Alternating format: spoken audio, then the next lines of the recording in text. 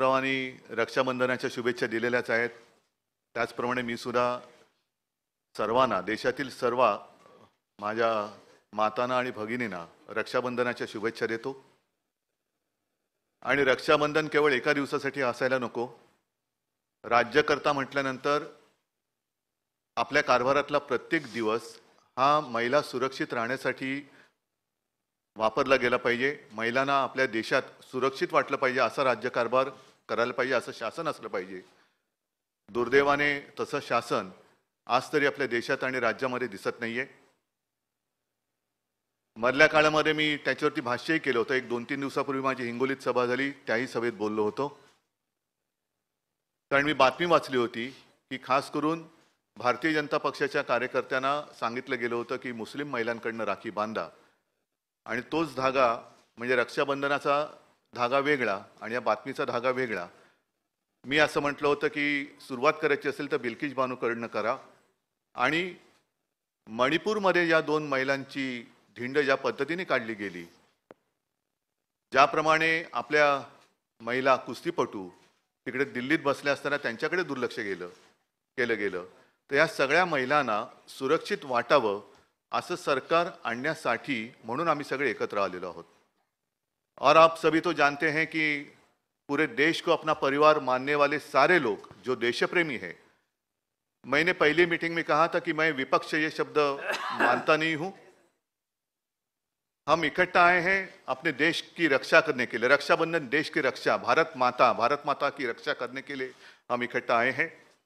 और साथ ही साथ तानाशाही के खिलाफ तो हम हैं, जुमलेबाजी के खिलाफ हम हैं. संजय राउत जी ने जैसे कहा कि हमारी तीसरी मीटिंग होने जा रही है और आज ही गैस सिलेंडर के दाम 200 रुपए से कम हो गए. शायद मुझे ऐसे लगता है कि जैसे जैसे इंडिया आगे बढ़ेगा, एक दिन ऐसे आएगा कि आज की सरकार गैस सिलेंडर फ्री में दे देगी, सबको फ्री. क्योंकि वो सरकार अभी गॅस पर है, सरकारच गॅसवरती आहे. आणि त्याच्यामुळे सिलेंडरचे भाव जर का कमी केले असतील तर मला काय त्याच्यात आश्चर्य वाटत नाही. 9 साल हो गए, आज तक कभी बहनों की याद आई नहीं थी. आज अचानक बहनों की याद आ गई और रक्षाबंधन की गिफ्ट दी गई. क्यों 9 साल रक्षाबंधन हुआ नहीं था क्या? भाऊबीज काय 9 वर्षात झाली नव्हती? पण या सगळ्या गोष्टी अब ये पब्लिक है, सब जानती है. ये पब्लिक है, सब जानती है. और कुछ भी करे तो अभी उनको बचाने वाला कोई नहीं है.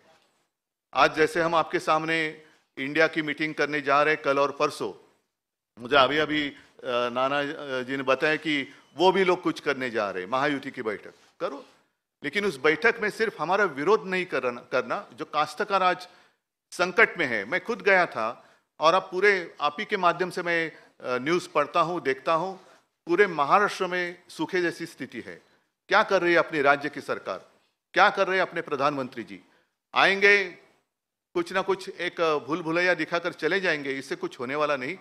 अगर अच्छा काम करना है तो जब कोई संकट में होता है तब ही उसको मदद की आवश्यकता होती है, और उस वक्त जो मदद की जाती है वही मदद वो पूरे जिंदगी भर याद रखता है.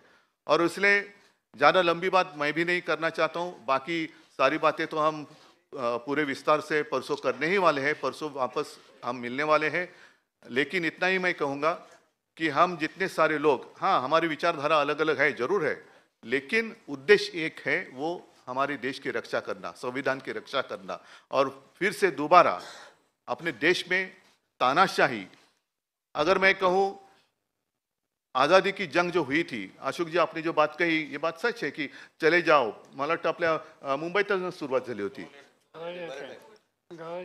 गवालिया टँक.